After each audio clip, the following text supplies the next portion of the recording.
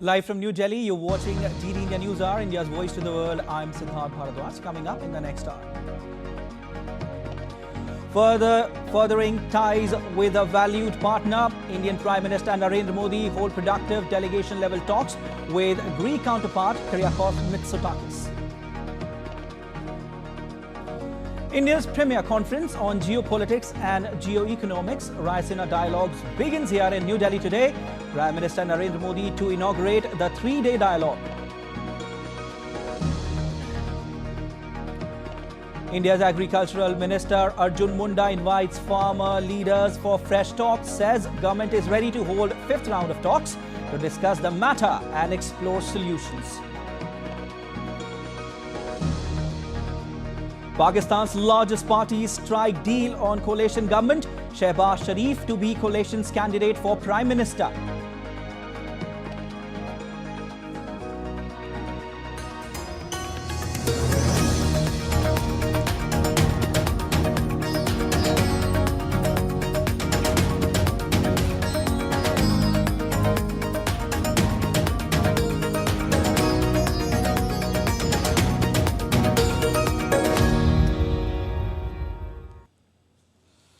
Furthering ties with a valued partner, Indian Prime Minister Narendra Modi extended warm welcome to visiting dignitary, the Prime Minister of Greece, Kyriakos Mitsotakis at Hyderabad House. The two leaders held productive delegation-level talks, during which productive discussions were held to enhance cooperation across various sectors and strengthen India-Greece civilizational bonds. The two sides identified new opportunities in agriculture, pharma, technology, space, startups, shipping and connectivity, defense and security as well. The two countries have formed a working group on cybersecurity, maritime security, defense manufacturing co-production possibilities, counter-terrorism cooperation and people-to-people contacts. PM Modi and his Greek counterpart also dedicated to conclude at the earliest the new initiatives on migration and mobility agreement, sports, higher education cooperation. They stressed that dialogue and diplomacy are significant to resolve conflicts. At the meeting, PM Modi welcomed Greece's interests in Indo-Pacific. He also added that Greece can be an important partner in India-Middle East-Europe Economic Corridor or IMEC. UN reforms were also discussed during the meeting. Greece Prime Minister Kyriakos Mitsotakis is on a two-day visit to India. PM Mitsotakis will be the chief guest and keynote speaker at the 9th Raisina Dialogue 2024 in New Delhi.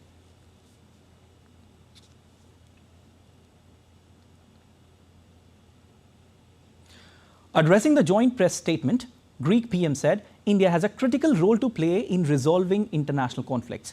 He added that India is playing an important role in Indo-Pacific. PM Mitsotakis stressed that he sees Greece's participation in the India-Middle East-Europe Economic Corridor or IMEC as important. Our cooperation, I think, shows great promise, not only bilaterally but also in multilateral arenas, including the UN. Greece will support India's candidacy to the UN Security Council for the period 2028-2029. And of course, we also support and participate in the broader dialogue about reforming the UN itself in order to make it more representative of the shifting patterns of development and global power. All right, and DD India correspondent Amrit Singh joins us for more details. Amrit, what latest do you have for us as PM Mitsotakis is on a two-day visit to India? So that you'll have to repeat your question and a little louder. Okay, Amrit, what latest do you have for us, as PM Mitsotakis is on a two-day visit to India? All right, so the two sides met. You know what happened in the morning. He arrived, he was given a ceremonial reception at the Rashtrapati Bhavan. And then later the two premiers went in for one-on-one talks, after which it was followed by delegation-level talks. We heard the press statements made by both the principals, where they talked about the deepening relationship. Right now, both the Greek Prime Minister and his delegation are being hosted by Prime Minister Narendra Modi here at the Hyderabad House for a banquet lunch. So later in the evening, he's the keynote speaker at the Raisina Dialogue. But most importantly, what transpired in the talks today, which lasted for, the one-on-one talks lasted for a good hour and a half, and followed by delegation-level talks, which also lasted for a considerable while, where the two sides gave their commitment to strengthening the relationship in a wide array of areas. You spoke about IMEC, that the Prime Minister spoke about. Both Prime Ministers spoke about the importance of IMEC and Greece showing enthusiasm and interest in being an integral part and an important part of that, though the Greek Prime Minister said that for that, a peace in the Middle East or in West Asia is very important. They talk about defense cooperation, defense production, cooperation in people-to-people contacts, in sports, in higher education, in the area of shipbuilding, in shipping, in maritime security, in counter-terrorism, in reform of international institutions, including the United Nations, with Greece backing India's candidature of the UN Security Council. So all these issues were discussed, Siddharth. All right, Amit, can you give us a little more details about what transpired in the talks when it comes to infrastructure, maritime security and connectivity? Okay, on infrastructure, the two sides, as you know, IMEC or the India, Middle East, Europe connectivity project, which was launched at the sidelines of the G20, and later when the Prime Minister visited UAE last week, both the two sides agreed to a framework on that. Greece being an important country in the Mediterranean and the gateway to Europe, and India being an important player in the Indo-Pacific, and this whole trade route of looking at and the options of looking at alternative trade routes when global supply chains are increasingly under threat by international conflict as a result of international conflict. So the need for exploring building infrastructure that allows resilient supply chains to exist and effectively deliver. The two sides talked about that at length and agreed for strengthening the cooperation in that area. So that, from the infrastructure point of view, of course, the two sides spoke about cooperation in other areas, including maritime security, given that both are maritime powers. Greece has been a traditional maritime power and an important player in the Mediterranean region. So therefore, it was important that both from the view of maritime security and ensuring a free, fair and open Indo-Pacific as well as the Mediterranean, the two sides agreed, had a comprehensive talks on that and agreed to strengthen cooperation to ensure that. So that.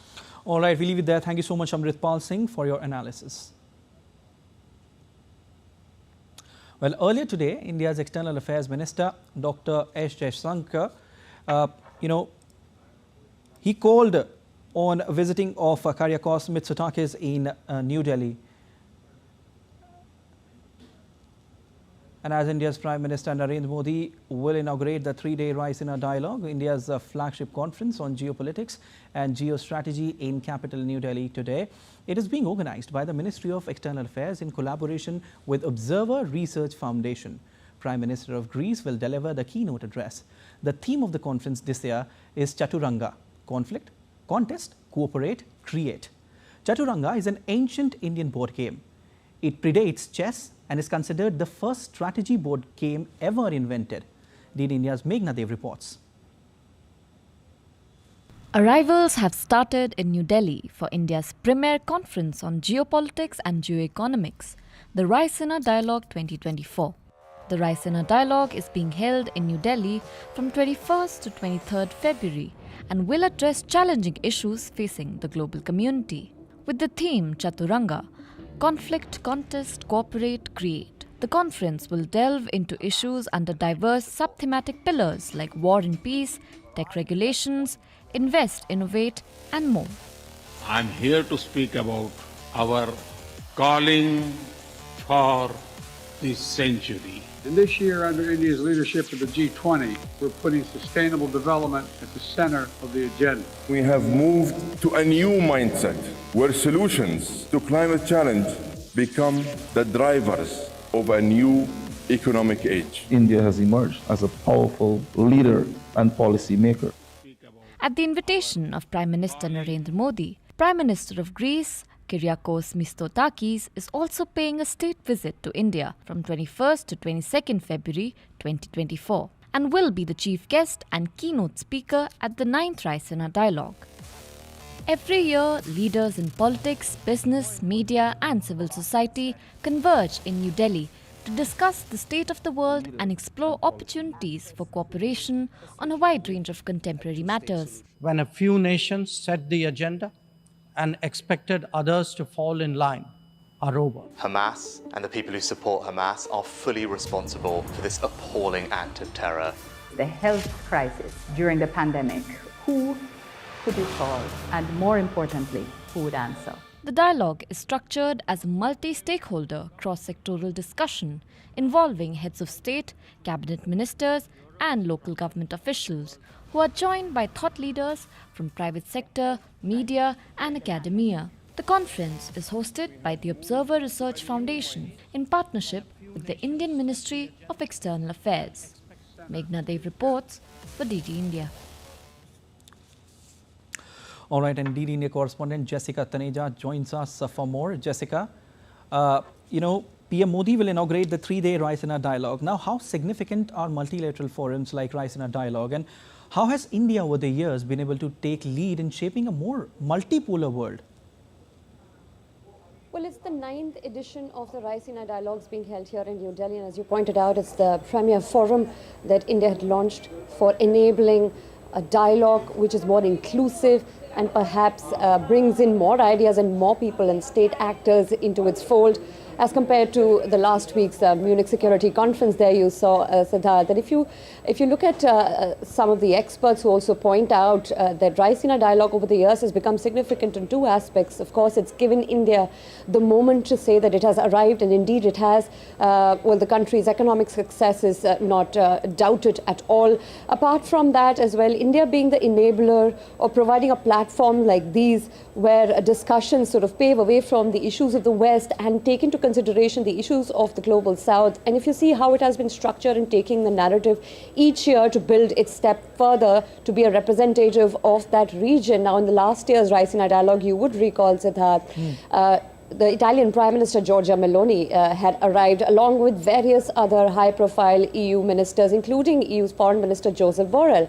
So even this year we're expecting a lot of representatives from the European Union as well, and not to forget from Latin America and the African Union, where India had a substantiated success under its G20 presidency of including African Union in the G20. And this is what India had proposed in its Raisina Dialogue last year that has led to the fruition of inclusion of the African Union and Global South. So this is just one of the aspects of what platforms or multilateral forums like Raisina Dialogue have been able to achieve so far.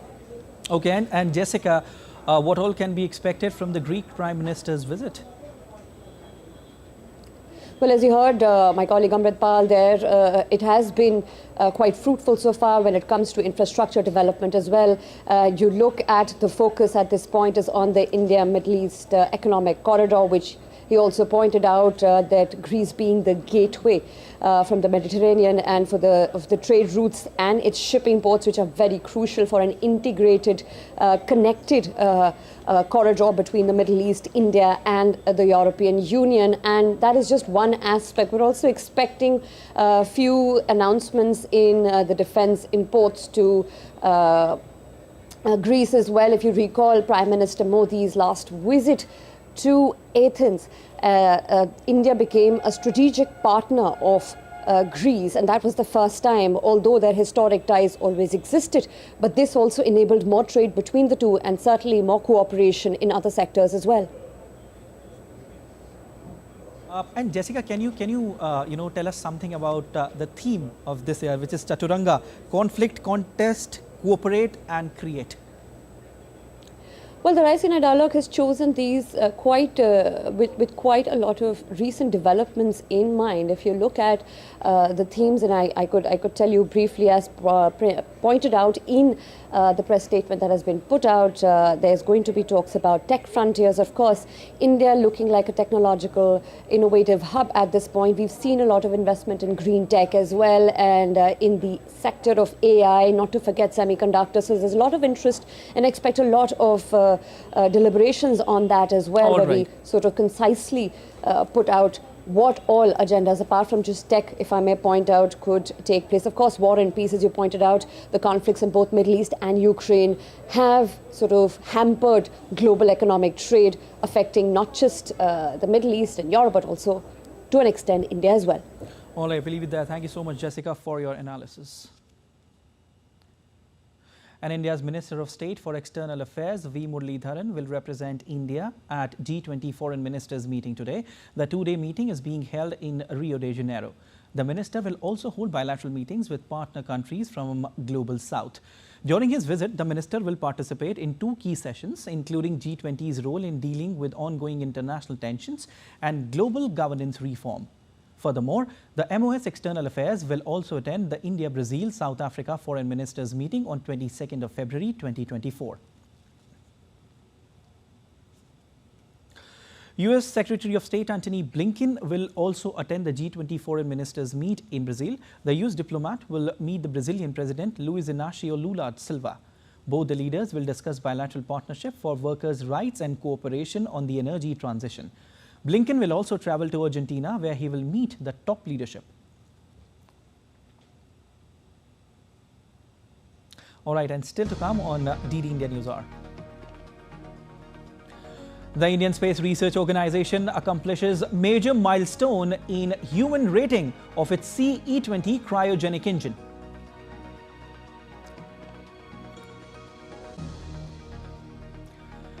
The 21st round of India-China Course Commander level meeting took place at Chushul-Moldo border meeting point. Stay with us to know more. And India's legendary radio personality Amin Sayani passes away at the age of 91.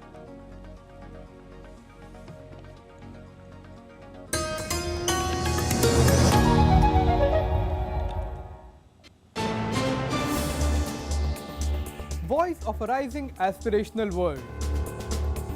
Stories of challenges, struggles and accomplishment. A world battling conflict, hunger and poverty. Embracing growth, development, science and technology. A voice of progress, a voice of unity. Watch Voice of the Global South with me, Akshay Dongre, only on DD India.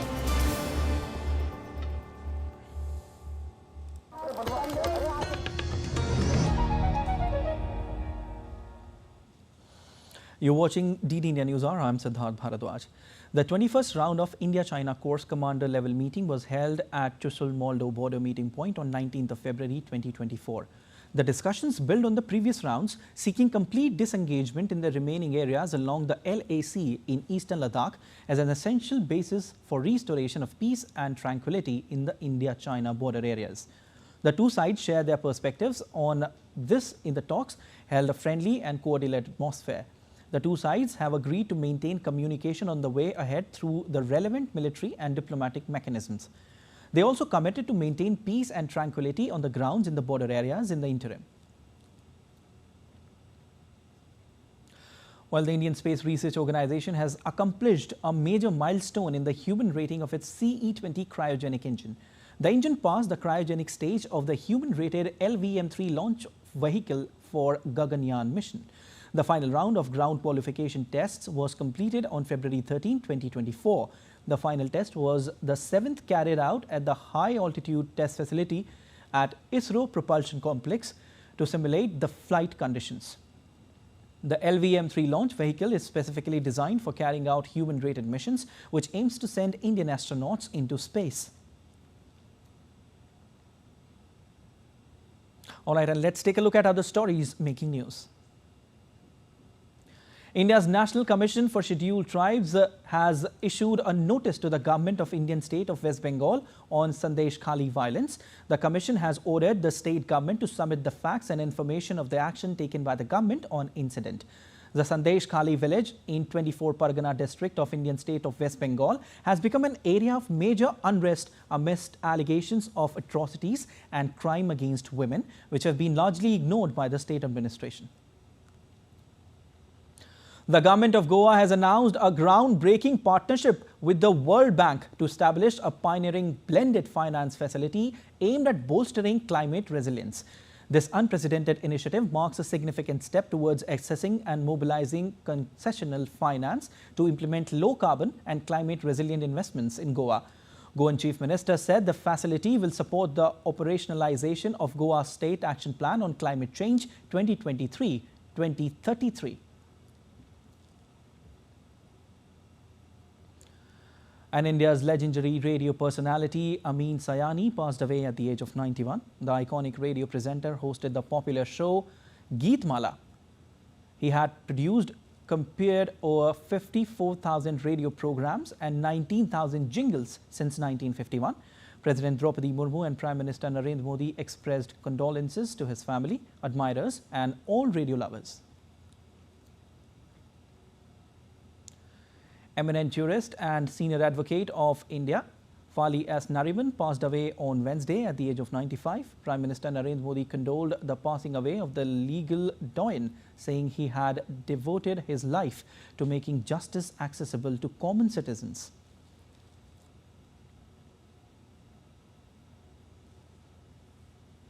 And still to come on DD India News Hour. China-Taiwan relations are on a further strain. We'll tell you how. US vetoes a UN resolution that sought immediate ceasefire in Gaza.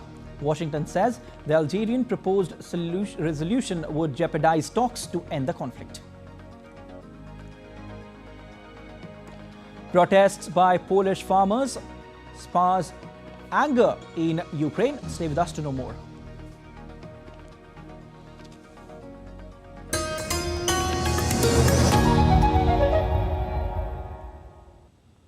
In a world that never stops, where information shapes our reality, one app stands out, helps you stay ahead of time. Introducing the DD India app, your gateway to a world of news right at your fingertips. Your most trusted source of news goes global, goes digital. Explore a world of options, top stories, live updates, in-depth analysis and more. Stay informed wherever you are. Real-time alerts keep you ahead of the curve always. The DD India app, connecting you to the world one story at a time.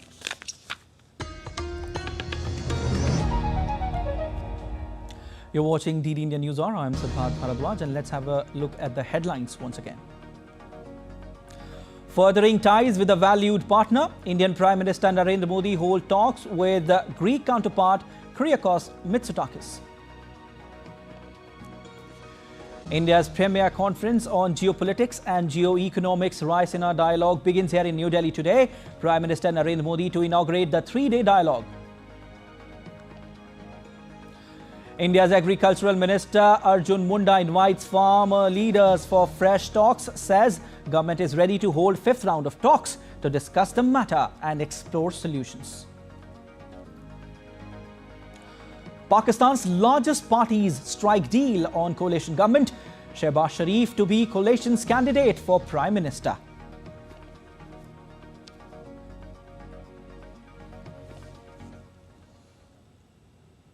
And India's Agricultural Minister Arjun Munda has appealed to the farmers for peace and restraint, and that the government is ready to hold fifth round of discussion to address the grievances. Amidst the ongoing protests that's causing traffic disruptions and inconvenience to the public, the government said it is ready for talks to discuss all the issues including MSP or minimum support price, crop diversification, stubble burning and the pending criminal cases against the farmers. Meanwhile, the citizens are facing inconvenience as traffic movements are being disrupted between Delhi and the adjoining cities of the neighboring states, including Gurugram, Bahadurgarh, Ghaziabad, Sonipat, among others. Security personnel have deployed at strategic locations to ensure law and order. चौथे दौर तक की बातचीत होने के बाद किसान संगठनों के माध्यम से जो प्रतिक्रिया आई, हम उसे संज्ञान में लेते हुए पुनः 5वें दौर की बैठक और उस बैठक में ऐसे सभी मुद्दे, चाहे वो एमएसपी का हो, चाहे वो पराली का मुद्दा हो, चाहे एफआईआर का हो, चाहे क्रॉप डाइवर्सिफिकेशन का हो, ऐसे सभी मुद्दे पर बातचीत के लिए हम तैयार हैं और मैं यही निवेदन करूंगा कि सबको शांति के साथ ऐसे विषयों पर बातचीत करते हुए समाधान ढूंढने की जरूरत है और यह अपील है कि वो शांति बनाए रखे, क्योंकि सरकार भी यह चाहती है कि इसका समाधान हो। And DD correspondent Akansha joins us for more from Punjab, Haryana, Shambu border. Akansha, first of all, tell us about the current situation at the Shambu border. See, Siddharth, in the morning when I came to Shambu border, there were very less farmers, but now with the time, you know, the call was for 11 o'clock that they had to start their Delhi Chalo, but somewhere, if you see right now, there is thousands of farmers. There are somewhere around in large number of farmers, and there are trolleys which are there, JCB machines are there, which is quite very it is worrisome because you know the number is just increasing with an hourly basis. And if we talk about the situation here, then I think probably the farmer leaders themselves are finding it very difficult to control the mob right now. And they have been constantly appealing people that they should not come forward, they should not be doing anything because the police barricade is on the other side of the Shambu border. And there were news that the tear gas was used because, you know, there were some people who did not listen to their own people and were walking towards the border. Okay. So the situation here is right now very tense.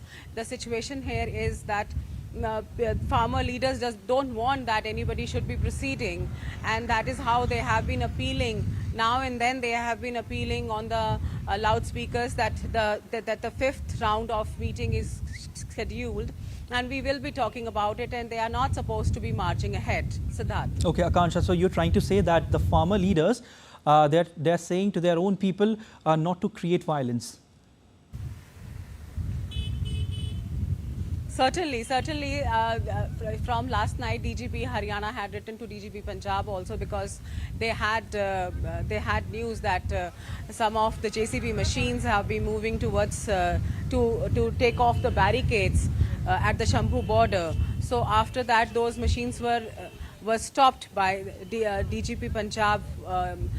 Took a thing on it, and they said that. These machines have to be stopped, but I think still there are a number of machines which are there at the border, and which is quite very worrisome because the barricades can be broken by those machines and the number of people is large.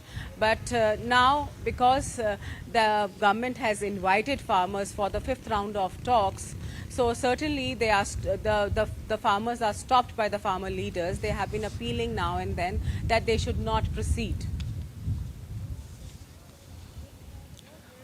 All right. Thank you so much, Akansha, for joining in. Also joining me on the broadcast is Dr. Ashok Vishandas, former chairman, Commission for Agriculture Costs and Prices. Sir, a very warm welcome to the show. First of all, for our viewers, if you could just explain what the issue is all about and MSP to be very specific.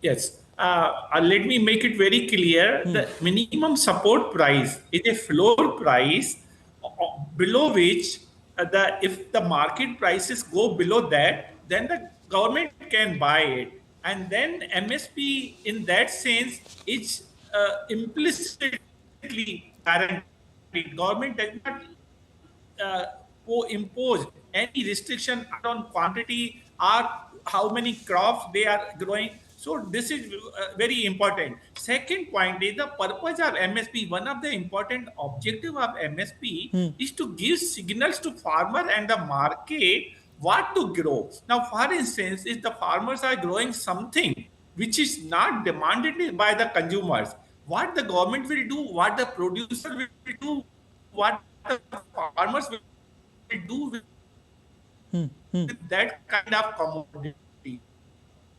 So this has to be kept in mind. And third point is the income. If the government can be given on per hectare basis to the farmers by some, if the committee can meet and then they can decide the amount, that can be regardless of what they grow.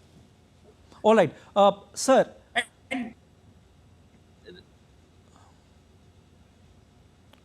All right, sir, what are your insights on the latest developments regarding the farmers' protest and the government's efforts to address their concerns? Because fifth round of talks is about to take place today. Government is doing everything, to come to a solution. Yeah, so farmer has to be, obviously farmer, because farmers are the key stakeholder, they have to be taken into confidence. In fact, behind every demand, there is a question of financial thing. And I outrightly agree that farmers are in distress, no doubt about that. But the question is what way and what approach we should attempt or follow so that the farmers' grievance is addressed. And at the bottom of everything is their income level. So farmer are peeved, I can understand. Farmer are distressed, that I can understand. But the best solution is to give farmers some financial incentive which should not be mixed up with MSP, because MSP essentially, as I told you, is an instrument of pricing, not of income. And if you want to achieve the objective of augmenting income, there are other instruments, other approaches which are far more effective and economically sustainable. All right. Sir, the government is ready for fifth round of talks, but there has to be an amicable solution. But do you see any ultimate solution for this? And if so, then how and what? I can only see MSP, because farmers, what I read from the newspaper, one of the farmers' demand is to come out of WTO. Now, let me also explain that WTO has given lot of hope and advantage and benefit to India as a nation. And when India gets benefit, say for instance, out of export of so many commodity, which is totaling about $50 billion. Okay. The ultimate gain or the income goes to the farmer. Government does not keep that proceeds with its own treasury. All right. So farmer has to understand, because they should not demand which goes against their interest. All right. Sir, very quickly, my last question to you. Why these protests, and that too from particular regions? The government is doing so much for the farmers. The budget has been doubled, not just doubled, it has increased over the time, and certainly there are various schemes, more than 20 for farmers, including Pradhan Mantri Kisan Samman Nidhi, and including other schemes for the farmers. And why these protests from particular region? What do you think the region is? See, my understanding is, because I am also in touch with the individual farmers, and the real farmer, the average common farmer, these are not the demands of them. There are many investors' interests who are, now I will also give an example. In 2018, about 6 years back, this scheme of guaranteed MSP was implemented in the state of Maharashtra. And then on that, the middleman, the trader protested. Ultimately, the government of Maharashtra has to withdraw. So what is our experience of doing this kind of thing in the past? Maybe it was done at a state level, not at the pan-India, but that also gives us a lesson. Sir. All right, sir. Thank you so much for joining in. Thank you. All right, and Pakistan's two major parties have finally reached an agreement to form a coalition government. The Pakistan Muslim League Nawaz will be backed by Pakistan People's Party in a new administration, they jointly announced. In a joint news conference late on Tuesday night, Pakistan People's Party's chairman Bilawal Bhutto Zardari announced that Pakistan Muslim League Nawaz President Shehbaz Sharif would be the coalition's candidate for Prime Minister and that the parties would push to form government as soon as possible.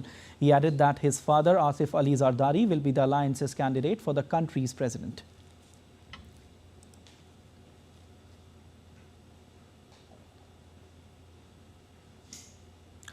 China-Taiwan relations are on a further strain after Taiwan Coast Guard on Tuesday drove away a Chinese Coast Guard boat that entered waters near its sensitive frontline islands. However, Taiwanese Defense Ministry informed that they are not stepping up the military on Kinmen Islands following the incident. Tensions between China and Taiwan have been intensifying with each passing day. In the recent clash between the two countries, Taiwan drove away a Chinese Coast Guard boat that entered waters near the sensitive Kinmen Islands. Taiwan's Coast Guard said in a statement that it dispatched a boat and used radio and broadcast to drive away the Chinese boat, which left the area an hour later. Meanwhile, Taiwan has not increased military deployments on the frontline islands facing China, and there is nothing unusual in the military situation around Taiwan. Ireland's Defence Minister briefed the Legislative Yuan about the incident, where he termed the entire matter as a judicial case. This incident is currently being handled by the Coast Guard from the perspective of a judicial case. The Ministry of Defence will not directly intervene to avoid escalating any local tensions. Chinese interference in Taiwanese waters comes just days after China's Coast Guard boarded a Taiwanese tourist boat near Taiwan-controlled islands next to China's coast. Head of the Taiwan's Ocean Affairs Council had earlier said that such actions of China have harmed the Taiwanese people's feelings and triggered panic. We think China boarding and inspecting our boat yesterday has harmed our people's feelings and triggered people's panic. It was also not in line with the interest of the people across the strait. Taiwan, which China claims as its own territory despite the island's rejection, has been wary of efforts by Beijing to ramp up pressure on Taipei following the elections last month of Lai Ching-te as president, a man Beijing views as a dangerous separatist.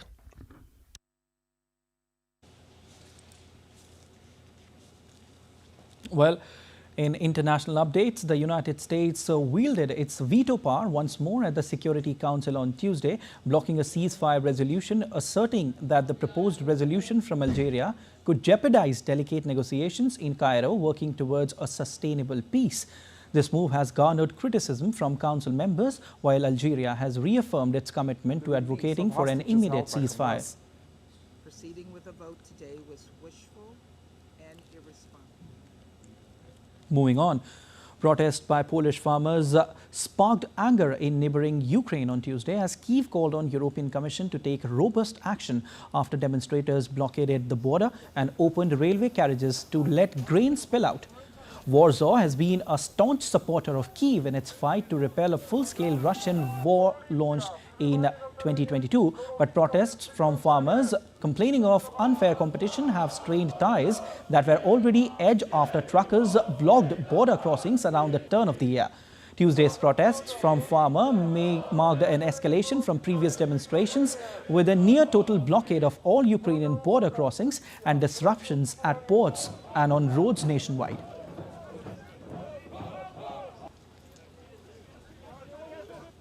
Well, still to come on DD India News Hour. Indian para swimmer Suyash Jadhav secures Paralympic quota for India in S7 category. Indian men's team to face Netherlands at the ongoing FIH Hockey Pro League.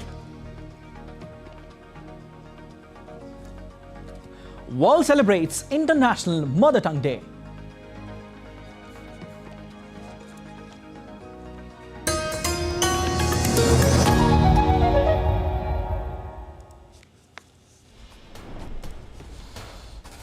Wherever news breaks, whatever it takes. Connecting corners, cutting across continents. Stories that matter from across the globe.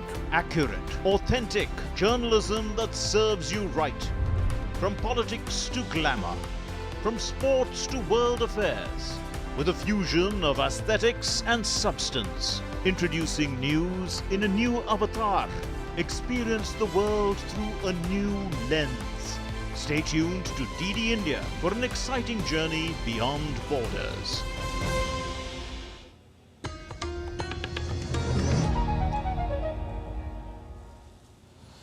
Well, you're watching DD India News Hour. I am Siddharth Bharadwaj, and time now for sport. And for that, my colleague Deepika is here. Deepika, tell us what is happening in the world of sport. A lot is buzzing in the world of sport, Siddharth. First, let's quickly begin with the good news that is coming for the Indian sports fans for Paralympics. Well, Indian para swimmer and top skiing athlete Suyash Jadhav have secured Paris Paralympics 2024 quota in men's 50-meter butterfly S7 category. His incredible time of 32.22 seconds at the Asian Games not only met the A qualifying mark but also secured his spot for the mega event.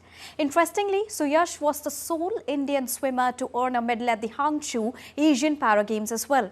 He also created history in 2015 when he became the first Indian para swimmer to break the A qualification standard for the 2016 Rio Paralympics, and he was India's only para swimmer at the event as well. On to table tennis now. In World Table Tennis Championship, Indian women's team beat Italy to qualify for the round of 16. With this, they are just a victory away to secure an Olympic quota for themselves. Manika Batra has already progressed in the round.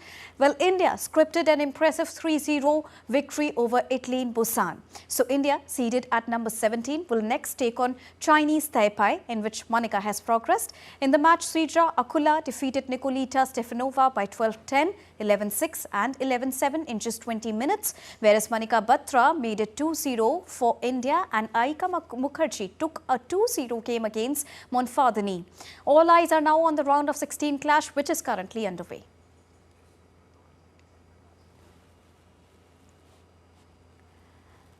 On to hockey field now. At the ongoing FIH Hockey Pro League, Indian men's team is all set to face the Netherlands at Birsa Munda Hockey Stadium in Rourkela. The Indian men's hockey team would look forward to continue its recent domination over the Netherlands as well. India has had a good run at the Pro League so far, with the team led by drag flicker Harmanpreet Singh winning 2 out of its 5 games in regulation time. India's solitary defeat came at the hands of Australia. Now, India is currently placed 4th in the Pro League standings with 10 points from 5 matches, whereas the Netherlands is leading the chart with 18 points from 9 games ahead of Argentina and Australia. On to cricket, the BCCI on Tuesday confirmed Jasprit Bumrah's release from the Indian squad, including KL Rahul being ruled out for the 4th test against England. Vice-captain Jasprit Bumrah has been released from the squad for the First Bank Test series against England in Ranchi. Meanwhile, KL Rahul is ruled out of the 4th test. His participation in the final test match in Dharamshala is subject to fitness. Pacer Mukesh Kumar, who was released from the squad for the 3rd test in Rajkot, has now joined the team in Ranchi and is likely to replace Bumrah, who's been the highest wicket taker of the series with 17 scalps in the playing 11. Now, the 4th test match between India and England will kick off on Friday. Moving on, the 4th edition of Khelo India University Games is currently underway in the Indian state of Assam. Major events which are in action today includes basketball, football, table tennis, archery, shooting, along with men's and women's finale in Kabaddi. At the Khelo India University Games 2023, medals will also be offered in 20 sports with around 4,500 athletes from over 200 universities competing for medals. The 11-day-long Khelo India University Games will conclude on the 29th of February.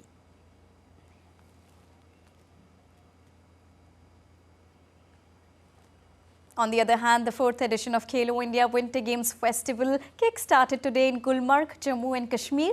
Athletes from different parts of the country are participating across several sporting disciplines including snowboarding, snow mountaineering, Nordic skiing and alpine skiing.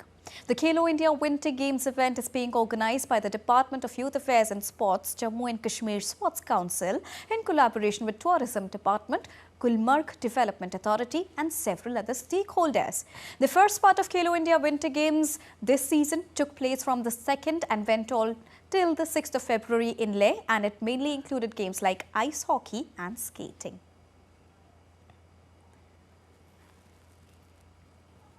So that was a quick wrap from the world of sports. Back to Siddharth. Well, thanks for all those updates, Deepika. On International Mother Tongue Day, we celebrate the unique languages that connects us to our heritage and culture. From the rolling R's of Spanish to the lyrical tones of Mandarin to the sweet notes of Bangla, our languages are a testament to our individual and collective identity. Let's take a look at Sujata Lochab's report on this. Hausa is one of the 3 major languages in Nigeria.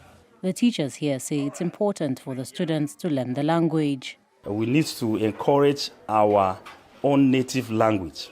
All the other languages we teach in school, like English and French, all these are foreign languages. We need to prioritize our own native languages as well.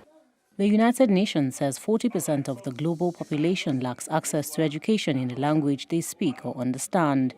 English is the official language in Nigeria, but more than 500 other languages are spoken in the West African country, according to the NGO Translators Without Borders.